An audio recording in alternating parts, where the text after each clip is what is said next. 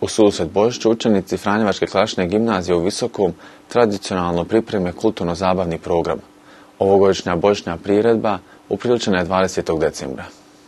Božićna priredba učenika Visočke Franjevačke klasične gimnazije održana je 20. decembra i svaki puta već tradicionalno istu poprati uzoriti kardinal Vinko Puljić i provincijal Bosne i Srebrene fra Lovro Gavran.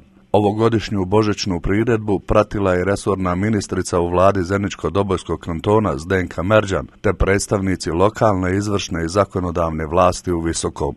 Učenici Franjevačke klasične gimnazije u cjelovečernjem programu pokažu svoja postignuća u vannastavnim aktivnostima, prvenstveno pozorišnom predstavom te zbornim pjevanjem. U završnom dijelu programa govorili su gvardijan Franjevačkog samostana u Visokom fra Josip Ikić, provincijal Bosne i Srebrne fra Lovro Gavran te kardinal Vrh Bosanski Vinko Puljić. U svojoj božićnoj čestitci oni su naglasili: najljepše je ugraditi u mlade, oni su naša budućnost. Zato vama koji ste spremali, moje priznanje i čestitke, a vama, dragi mladi koji ste izvodili ovo lijepo večer, čestitka što ste s ljubavlju to uradili i nas obdarili. Evo ovdje je u Visokom jedan lijepi običaj, osim ove Franjevačke zajednice i gosti koji dođu katolika, dođu i susjedi koji nisu katolici. I to je lijepo zajedništvo, podijeliti radost. A evo želim uputiti božićnu čestitku. Zaista je to divan doživljaj da nam se Bog približio. Rodio kao dijete, da ga se ne bojimo. Nego da u tom djetetu prepoznamo Boga koji nas voli. Neki dan u neprilici putovanja zakuplovi otkazani i nije drugo nego čekanje. I sjedimo u čekaonici i u toj čekaonici svi smo bili pomalo nervozni.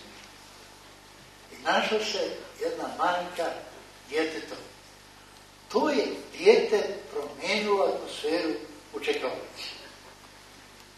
Jednostavno draži u svojem učinilo je da smo svi nekako svratili pažnju na to dijete i zračilo je djetinjom onom plemenitošću da su svi nekako opustili se ono svoje ljutnje što ne mogu letiti, zaboravili i se dotičili na ljepotu djeteta.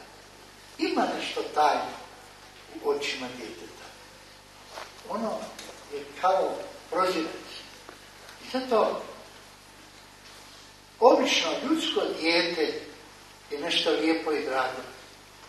A božansko dijete, to je prozirac kroz koji vječnost gledamo.